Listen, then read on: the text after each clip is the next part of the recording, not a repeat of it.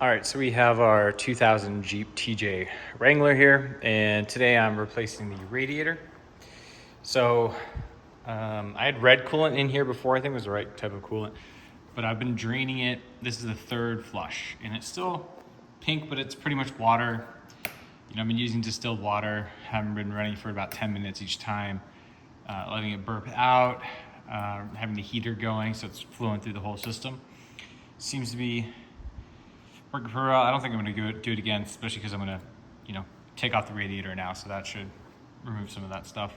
Reason why I'm replacing the radiator is, we live out here in the desert and in Vegas, and it gets up to like 110 degrees, and I like to go outside when it's that hot, and I have to run the AC with the kids to do it, and it creeps up. So it creeps up, just above 210, and I've looked at the monitors, we're in like 226. So like it'll go right past 210 or about there, but it's just a little too hot for me. And especially because, if you want to turn off the engine and go explore or something, even though you don't really want to do that when it's 110, you get heat soak. I had a misfire when I started up the engine the other day, and I was like, nope, we're not doing that again. And the other issue is that on this radiator, I was pressure washing and accidentally hit it. So all the fins, some of the fins got bent. So I think that's part of the reason why it's not cooling great. The other thing I noticed is, like, if you look at these fins, they're really tight together. And then the one that everyone recommends is this Denso. And if you look at the fins here, they're not as tight. And it's hard to see on camera, but the fins actually will allow more airflow through the radiator if they're less tight. So I was like, that's interesting. So the Denso is the one everyone recommends. We're gonna try that one out here. I heard aluminum's not bad, but the issue with aluminum, and if you're doing a lot of off-roading, is, if you get the engine turning, twisting, or you get the whole body twisting, it can crack it. And these are a little bit more plastic, so they have a little bit more give, is my understanding.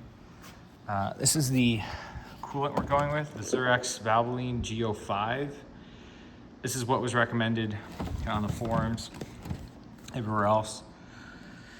So we're gonna 50-50 mix with this, and we're gonna run it. So I'll show you how to basically, if you wanna take your radiator off, this is what you need to do. First, you have to take the fan shroud off, and there's 4 bolts that hold it down. You gotta take this off, it's kind of too hot for me to touch that, but there's one right here, there's one down there.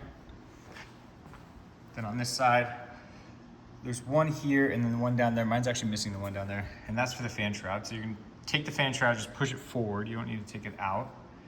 And then there's 4 bolts that hold this radiator on that you have to take off. You have to take off the hoses, the top radiator hose, the bottom radiator hose, and also the 2 transmission cooler lines, which are right there and right there. So we're gonna get into that in a second. All right, so we are about to take the radiator off. So all we did was we took this off. We took the bolts for the shroud off. Let's see what else. We disconnected the lower radiator hose. We disconnected the 2 transmission lines. It's pretty simple. There's one here and one right there. And then just shoving my old spark plugs in them to kind of prevent them from leaking too much. And now we're gonna undo the bolts to get the radiator off.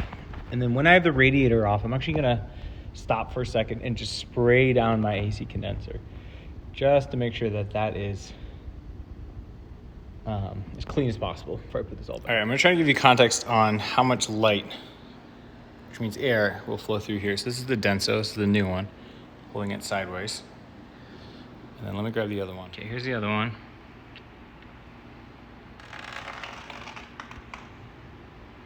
So it's so hard to tell on camera, but it's just the Denso has just far more, it's wider, the fins, you can actually get through it a little bit better. All right, it's done. The only issue I ran into was for the fan shroud, the bolts that they gave you didn't thread in, so I had to use some self-tappers to get them through, but that's fine for now. I bled it using the Harbor Freight kit that lets you bleed it. Did pretty well. I'm gonna go take it for a drive now and see how it does. I got this halfway full, which I think is about the right amount. yeah, let's go heat it up.